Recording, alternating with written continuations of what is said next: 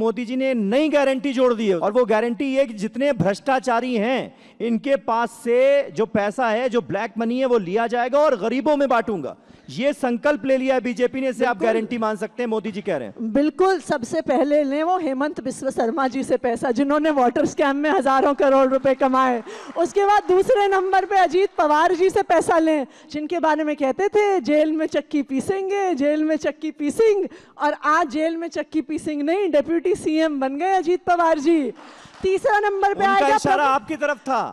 अरे पर पहले इनसे तो ले लें, इन्होंने तो बहुत हजारों करोड़ के स्कैम किए हैं। वो तो कहते थे, खुद मोदी जी कहते थे, उनका नाम ले लेके कहते थे कि जिसने इरिगेशन स्कैम किया, जिसने महाराष्ट्र सदन का स्कैम किया, जिसने महाराष्ट्र कोऑपरेटिव स्कैम किया, एक एक आदमी को जेल भेजूंगा, यही मोदी जी कहते थे। तो उनसे भी पैसा ले लें। ज्यादा पीछे नहीं जाना चाहूंगी, लेकिन आपकी पार्टी के नेता बोलते थे ना सोनिया गांधी के खिलाफ भी, और उनके खिलाफ जिस तरीके से बोलते थे, आज तो आप अलायंस के साथ में और आप ही नेता बनी।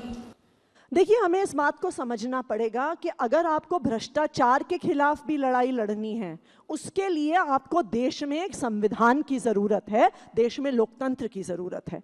जो 2024 का चुनाव है, ये किसी एक पार्टी का चुनाव नहीं है। 2024 का चुनाव इस देश के संविधान को बचाने का चुनाव है, इस देश के लोकतंत्र को बचाने का चुनाव है। क्योंकि अगर इस बार 2024 में भारतीय जनता पार्टी जीत गई तो 2024 के बाद फिर से वोट देने का मौका नहीं मिलेगा। इस बात के लिए 2024 का चुनाव है। तो बिल्कुल, अगर किसी पार्टी ने भ्रष्टाचार किया है, हम बिल्कुल उसके खिलाफ बोलेंगे, लेकिन वो बोलने की जगह भी तो आपको इस देश का लोकतंत्र देता है। आज तो बहुत सिंपल सी बात है, कोई भारतीय जनता पार्टी का विरोध करता है, सीबीआई का केस लगा दो। कोई भारतीय जनता पार्टी के खिलाफ बोलता है, ईडी के छापे मरवा दो।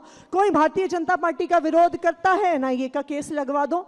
तो अगर आपको भ्रष्टाचार के खिलाफ भी लड़ाई लड़नी है, वो इस देश के संविधान के तहत होगी, इस देश के लोकतंत्र के तहत होगी, और आज इस देश के संविधान की लड़ाई हम लड़ रहे हैं। और इसी बलबूते आप लोगों के बीच भी हैं, और मैं जानती हूँ आगे भी आपका व्यस्त कार्यक्रम है और चुनाव प्रचार के तहत भी आप बहुत ज़्यादा व्यस्त रहती हैं। लेकिन अनमोल, आपका अंदाज सदन में भी हमने देखा है, और आपका अंदाज सदन में आने से पहले भी हमने देखा है। आप ही के सुरीले अंदाज में कोई खास संदेश इस चुनाव को लेकर आप रखना चाहें सामने? जी, मैंने अरविंद सर पे गाना बनाया है, अभी वो लॉन्च होगा। मैं माफ़ी चाहूँगी, मेरा गला बुरे तरीके से आज ख़राब है। मैं कोशिश करती हूँ गाने की। देश को बचाने आया, बच्चों को पढ़ाने आया, गरीबों का वो है मसीहा, हाथ बहनों का बटाने आया, वो है केजरीवाल, वो है Kejriwal ji. Thank you so much.